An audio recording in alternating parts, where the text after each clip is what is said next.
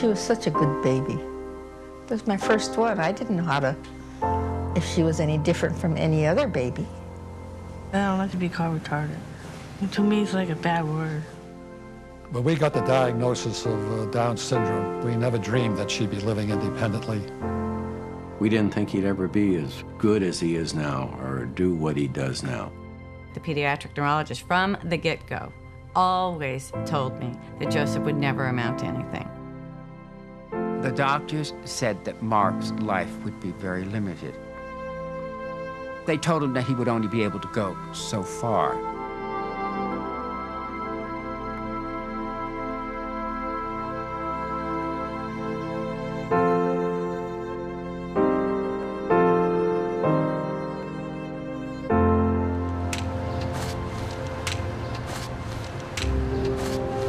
I realize I can't do everything.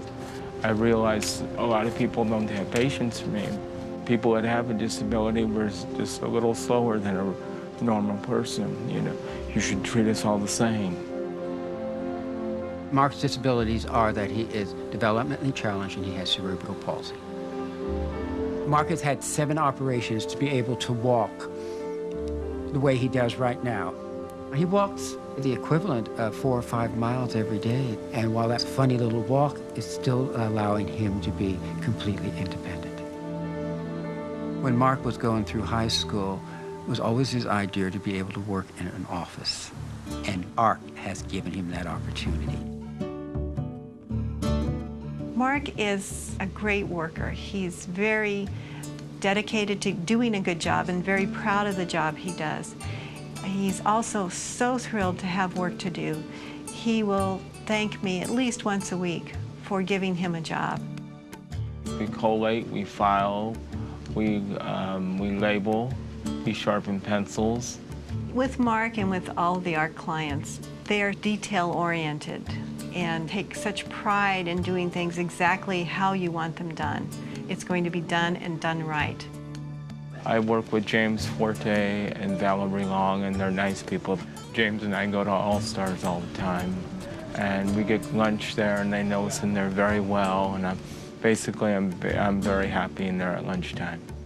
It's wonderful to know we're contributing to somebody feeling good about themselves.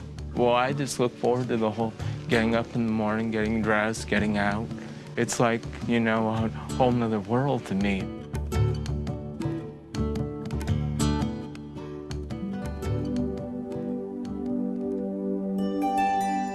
I would describe Joe as happy, full of life, always cheering people up without even knowing that he's doing it.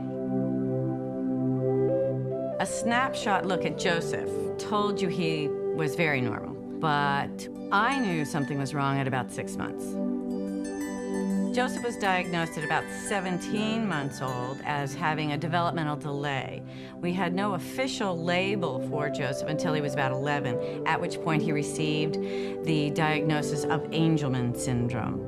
We were frustrated, we were mad, we were angry, we were completely befuddled by why we had this handicapped child. Why us? That's always the big question. Most people presumed that it would be better for me if Joseph moved into an institution. It would be better for me if he moved into a group home. But that was all about me. It wasn't about Joseph. What was best for Joseph? What was best for Joseph was to build a life. In working with the ARC, I discovered that they believed in the dignity and respect of every individual. The ARC has allowed Joseph to live independently, has allowed his sisters to regain their own lives. He has a job. That's something that I never really even had on my list of things to want. He goes to work, he goes out on the weekends, he has friends, he comes home with just the right amount of support to allow him to feel like this is his place. Joe made me a better person because he taught me not to make fun of anyone who's different, how to stand up for people who can't stand up for themselves. He probably brought more love into our lives than any other child would bring in because of his problems and because we had to help him. And he has become the hero in the family.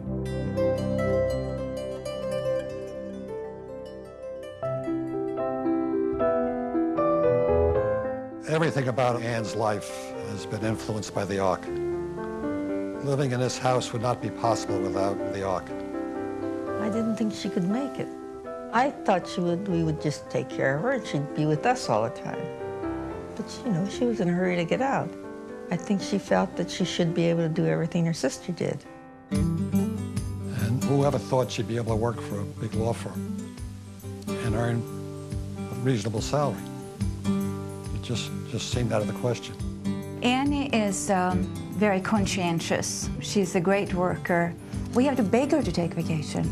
She loves to be here among all her friends. She never has time for us. I mean, you really have to make a date with her. You ask her, well, you want to have dinner? She says, well, let me see. No, not Tuesday. No, not Saturday. She never comes home. And her artistic talent didn't come from either one of us. That's right.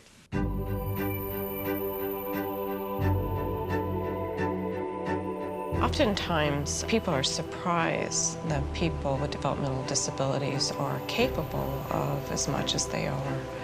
And we found that if people with developmental disabilities are given an opportunity, in this case, to paint, many have extraordinary talent. I mean, when you think about Annie and how sophisticated and developed her painting technique and talent is, she's a wonderful example of that.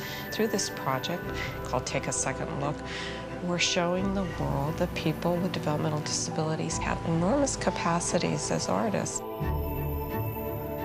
Ann's life, she works 8 hours a day. She goes to movies. She has a good social life. She lives the life that many people live. Or would like to live. Or would like to live. And in some sense, she's ahead of the game.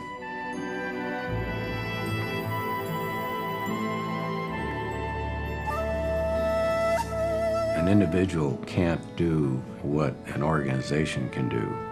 Without ARC, I don't know how Pat would have been able to accomplish all the things she did with Joseph. One of the greatest things about Ann is her attitude. She feels she can do anything that anyone else does. I think Mark takes a great deal of pride in the fact that he is able to get up every morning and go to work.